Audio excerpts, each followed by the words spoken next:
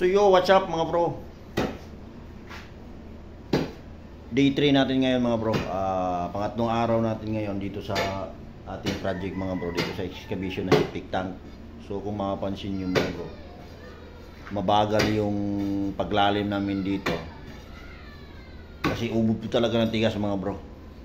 Alright mga bro, ito yung kasama natin, nagbubugwal. Kita nyo naman kung gaano katigas yung binubugwal niya mga bro. Iba yung tunog niya. Maitim na adobe yung nasagupa namin dito mga bro. Kaya hindi kami basta-basta mapapadali yung palalim niya. Kasi ubod ang tigas. Alright mga bro. So itong portion na to, ito yung accomplishment namin kahapon. Natanggal na rin namin yung mga pinagkukaya namin na ilipat na namin sa kabilang lote. Kaya ngayon panibago na naman. So pangatlong araw namin ngayon. So ganyan pa kami kalalim ngayon. Alright mga bro. So ayan. So tuloy-tuloy pa rin ang laban ngayon sa paghuhukay. So malayo pa yung 2.5 meters dito mga bro. Kaya malamang pagkatapos ng New Year saka ito matatapos.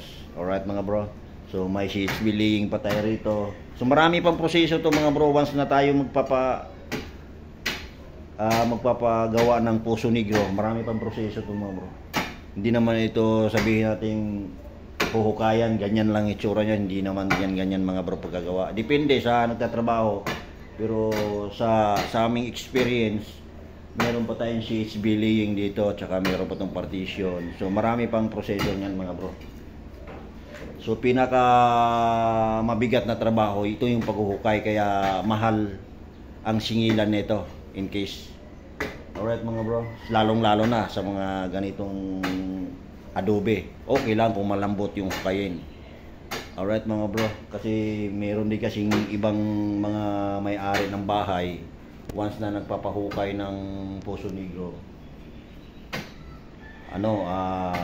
minamadali nila. Pero sa ating trabaho, sa ating manggagawa, hindi basta-basta. Kasi once na nag-uhukay tayo ng ganito, nag-iisip din tayo kung anong matatamaan natin sa ilalim or anong magandang gagawin dito para sa amin. Pero yung sa iba, kung yung iba na tira lang ng tira, ay wala tayong magagawa doon.